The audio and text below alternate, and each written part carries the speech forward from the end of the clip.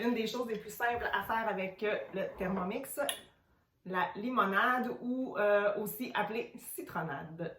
Pour ceux et celles qui ne me connaissent pas, mon nom est Karine et j'ai mon fidèle assistant Momo avec moi, le TM6, pour aujourd'hui faire la citronnade ensemble.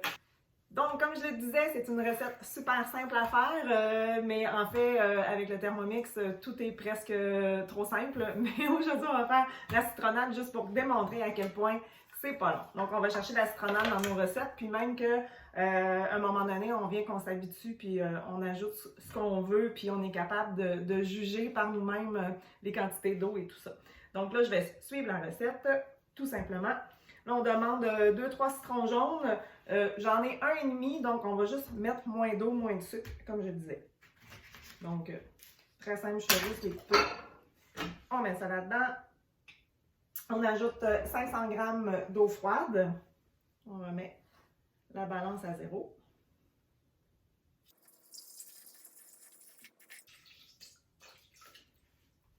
Voilà. 100 g de sucre, là encore, là, comme je dis, on peut juger qu'est-ce qu'on veut mettre comme sucre aussi.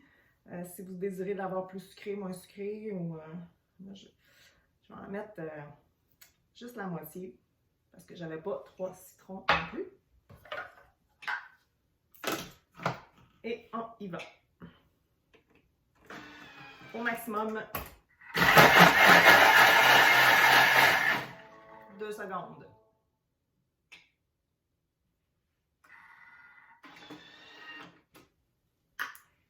On ajoute encore un 500 g d'eau froide.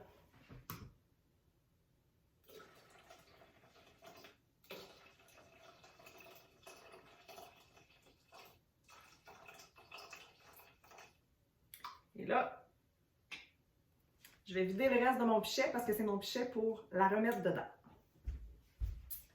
Et on va avoir besoin du panier de cuisson également pour filtrer notre limonade, parce que là, dans le fond, le citron a été pulvérisé.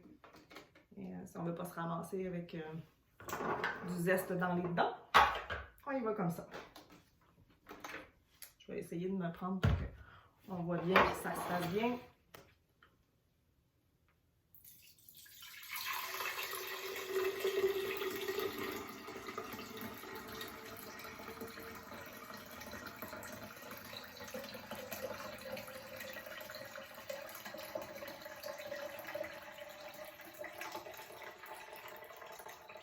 Là, vous pourriez aussi l'allonger avec encore de l'eau, mettre de la glace. Il y en a qui utilisent de l'eau pétillante aussi. Je ne l'ai jamais testé encore, mais c'est une possibilité.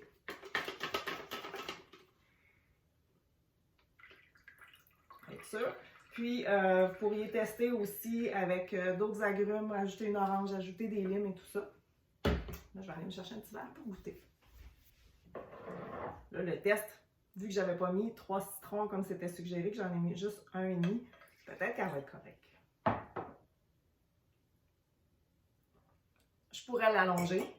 Je pourrais ajouter du sucre aussi un petit peu. Mais sinon, c'est parfait comme ça. Puis, comme je disais, tester avec d'autres agrumes. Puis, je vais vous partager une expérience aussi que moi, j'ai fait ce week-end. C'est que j'ai fait une recette qui demandait zeste de citron et jus du citron. Donc, je les ai pressés, je les ai zestés. Puis, ce qui me restait, je l'ai utilisé pour faire une limonade. Donc, justement, je l'ai moins étiré. C'était parfait. Donc là, on utilise vraiment tout ce que le citron peut nous donner dans le fond. Je vais voir si je suis capable de vous le montrer.